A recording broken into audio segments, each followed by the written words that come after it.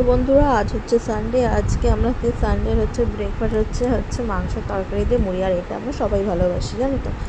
তারপরে দেখো দুপুরের জন্য রান্নার ওদিকে গেলাম। এদিকে এঁচড় কেটে রেখেছিলাম, আর তোমার এদিকে মাছের ডিম নিয়েছিলাম। মাছের ডিমটা ফ্রিজেই ছিল অনেক দিন থেকে। ওর বাবাকে বলেছিলাম খাওয়ার কথা। বাবা বললো যেদিন আমার ছুটি আসে সেদিনকেই করো, কারণ এসব গরম গরমই ভালো লাগে। আর ওই যখন অফিসে যায় তখন সকালবেলা আর এনার্জি থাকে না যে ওর মাছের ডিম খেয়ে যাবে অফিসে, তো তখন একটু হালকা ফুলকাই খেয়ে যায়, সিদ্ধ টিদ্ধ দিয়েই ওর বাবা ভাতটা খেয়ে যায়।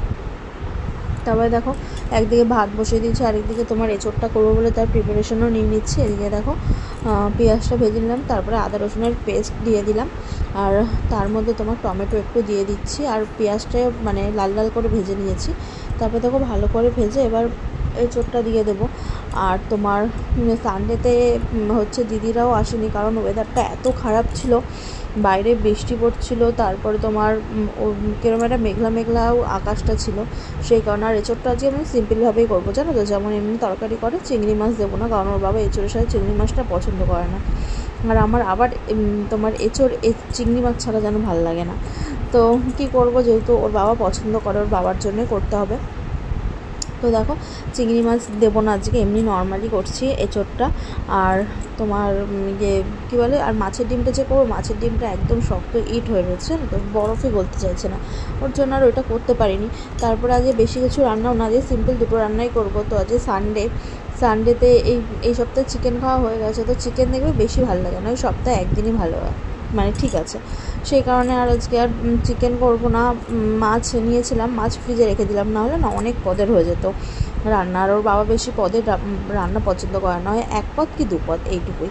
তো এখানে দেখো মশলাটা কষানোর পর আমি ভালো করে তোমার এঁচড়টাকে দিয়ে ভাজা এঁচড়, কিন্তু আলুটাও ভাজা আর এঁচড়টাও ভাজা, লাল লাল করে ভেজে নিয়েছি। ভেজে তারপরে তোমার কষিয়ে নিচ্ছি।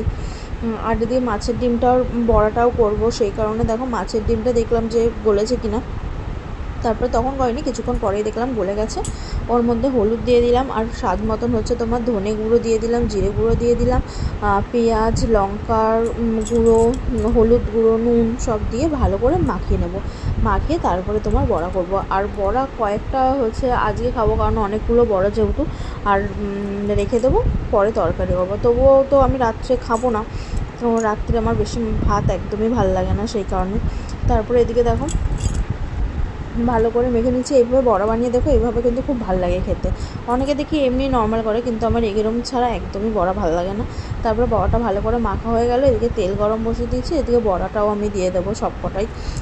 আর বড়া ভাজতে ভাজতে ওদিকে মেয়ে বারবার ডাকছে, যেহেতু বললাম মেয়েটার শরীরটা একটু খারাপ, হয়তো আজকের দিনটাই খারাপ থাকবে, কিন্তু মানে ভ্যাকসিন যেহেতু 3 দিন থাকে অ্যাকশনটা, সেই কারণে। আর দেখবে বাচ্চা কাচ্চার শরীর খারাপ হলে না কিছুই যেন ভালো লাগে না।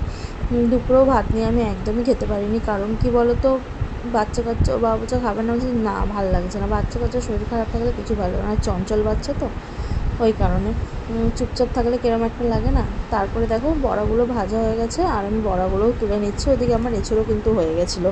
তারপরে এদিকে দেখো ভাত রান্না হয়ে গেল, ভাত নিয়ে বসে পড়লাম।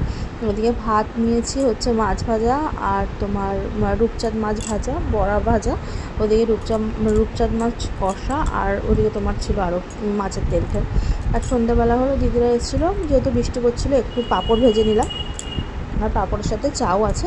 তো ভিডিওটা আজকে এইটুকুই। যারা দেখছো তারা অবশ্যই একটা লাইক করে দিও, শেয়ার করে দিও, আর ইউটিউব থেকে যারা দেখছো অবশ্যই সাবস্ক্রাইব করে দিও, ফেসবুক থেকে যারা দেখছো অবশ্যই আমার পেজটাকে ফলো করে দিও। টাটা।